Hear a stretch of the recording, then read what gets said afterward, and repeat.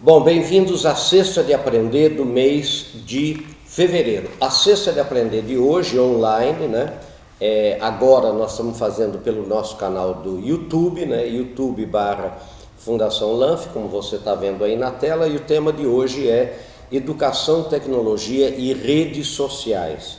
Eu quero comentar isso com vocês e já queria convidar vocês para as próximas Sextas de Aprender online, dia 29 de março, os cursos técnicos e tecnológicos e sua importância, e aí também você vai ver no final deste vídeo a programação, tanto das Sextas de Aprender online, como das Sextas de Aprender presenciais.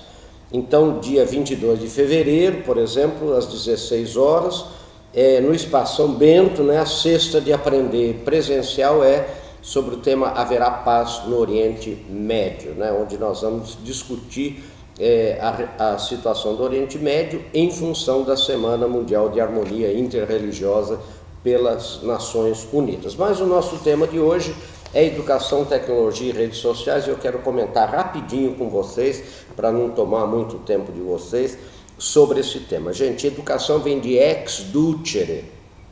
Ex é tirar para fora, trazer para fora, e ducere é o líder, né? Ducere é o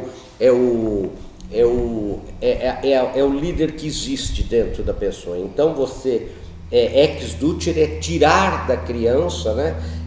E pedagogo, né? Significa aquele que encaminha, aquele que leva. Então a educação é isso, é tirar de dentro da pessoa aquele líder, aquela pessoa que ele já tem. Lembra de Duce, né, do Mussolini, aquela coisa do fatídico, quer dizer, o líder, a coisa. Muito bem. Então, e as tecnologias? O que acontece, gente? Cada vez mais a tecnologia é importante para a educação. Vamos deixar bem claro que o tempo do cuspe e giz, como a gente chamava antes, não pode mais existir, não existe mais e nem tem cabimento que exista. Eu quero contar a vocês uma experiência que eu participei em 1974 com a TV Educativa do Maranhão.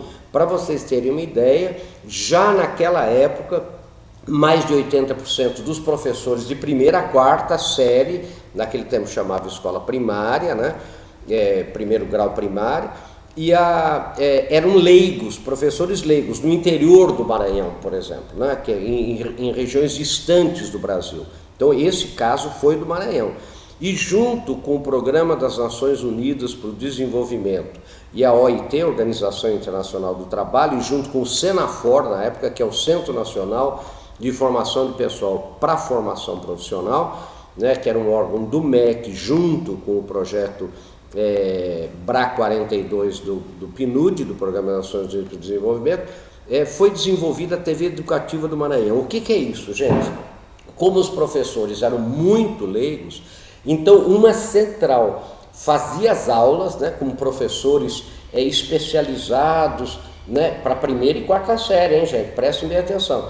E daí essa aula era transmitida via televisão, imagine 1974, 1975, né? Não tinha satélite, não tinha internet, não tinha nada, via televisão para os pontos em todo o estado do Maranhão. Era muito difícil, né? A televisão não pegava, eram antenas, você imagina, não tinha como, né? Mas, e na sala de aula tinha o professor, a gente transformou em orientador de aprendizagem. Ele ia pegar aquele conteúdo, ele era treinado separadamente antes, né? Recebia o conteúdo antes, ele ia pegar o conteúdo daquela aula e explorar aquele conteúdo com aquelas crianças. Daí ele mandava, vejam que na época era pelo correio, né? Não tinha essa coisa de internet, de vai e vem, né? Não tinha e-mail, não tinha nada, 1974, para vocês terem uma ideia.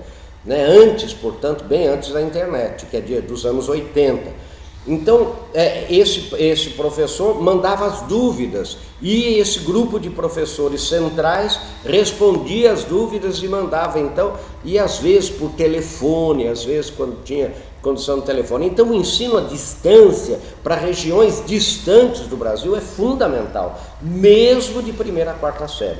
Hoje, com possibilidade de antenas e satélite, né? É claro que nas regiões mais distantes, nos chamados grotões do Brasil, esse ensino pela tecnologia pode ter uma qualidade até superior ao ensino, né, dos grandes centros presenciais, porque num estúdio você pode, por exemplo, dar uma aula de história, de geografia com recursos que numa sala de aula você não tem, e com professores mais especializados, né, professores que têm uma didática especial para trabalhar com aquela pessoa, né, com aquela criança naquela faixa etária, etc., muito mais eficaz do que às vezes um professor de sala de aula. E você vai ter o quê? Você vai ter uma unificação, né, no Brasil, do nível de conhecimento. Você não vai ter uma escola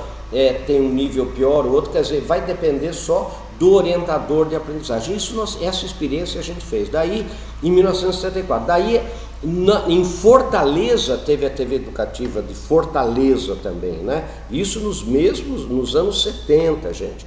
Né? Agora com tecnologia, sem dúvida nenhuma, né? E quando a gente fala em educação, tecnologia e redes sociais, você pode usar a tecnologia para melhoria de conteúdos, para melhoria, sabe, desse relacionamento professor-aluno à distância. O professor lá, o grupo, né, central que produz os programas, ele pode fazer esses programas, conversar diretamente com o orientador de aprendizagem lá, não é? E esse orientador de aprendizagem junto com os alunos, e hoje é possível até, né, você eu enxergar os alunos lá do interior do Brasil, do interior do Pará, do interior de qualquer lugar, da Amazônia, né, e conversar diretamente com eles. Quer dizer, hoje isso é possível, coisa que não era possível antes. Então, a educação ela vai se beneficiar muito da tecnologia.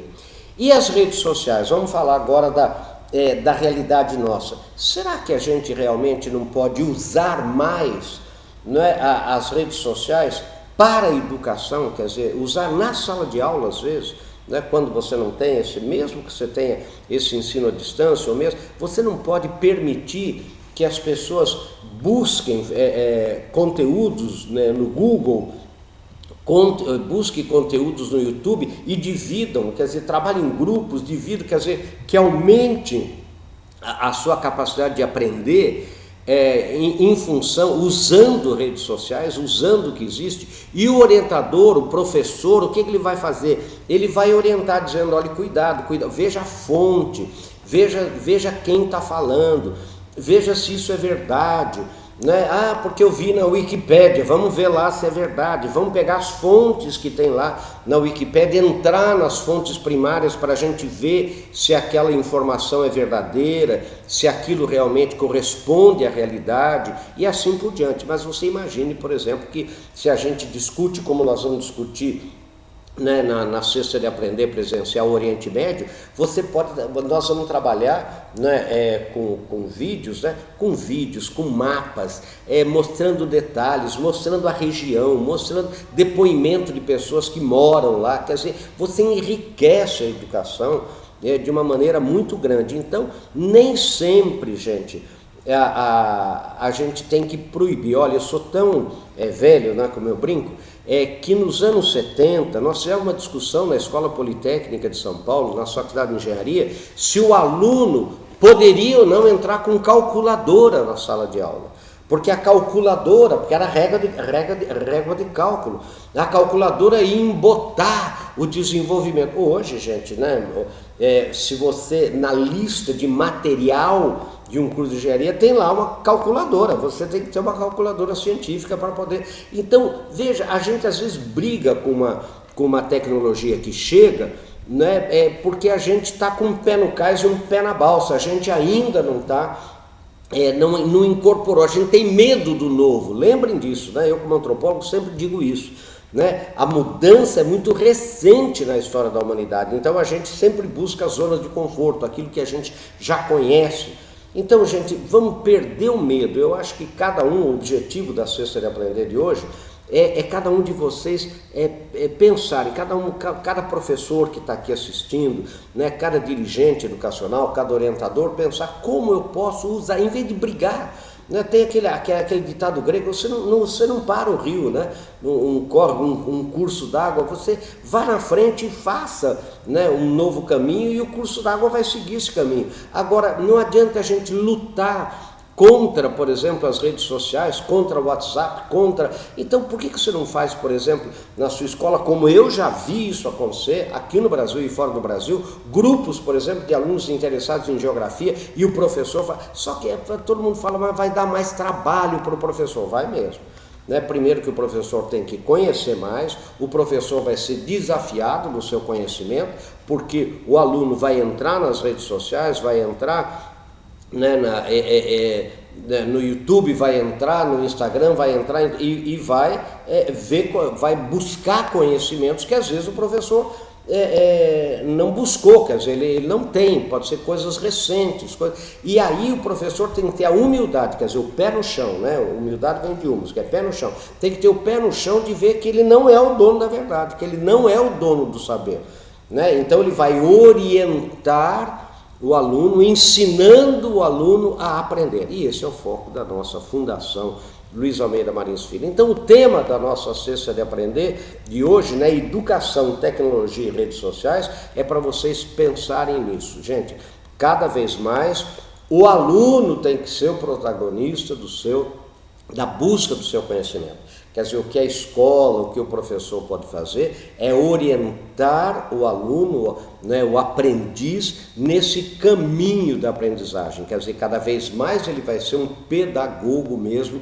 né, na origem, né, na etimologia da palavra, aquele que conduz para o conhecimento.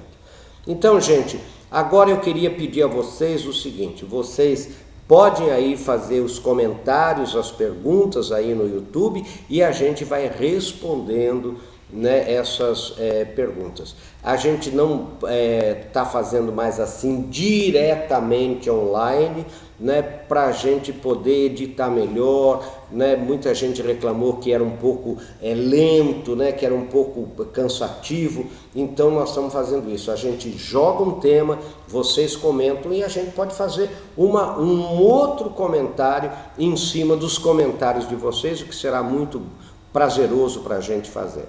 Então tá bom? E compartilhem esse vídeo, né? Entrem no canal da Fundação Luiz Almeida Marins Filho, Fundação LANF.org.br, né? Então, e acompanhem as nossas atividades. Tá bom, gente? Muito sucesso, muito obrigado pela sua audiência aí, né? Pela sua participação. Um abraço, gente.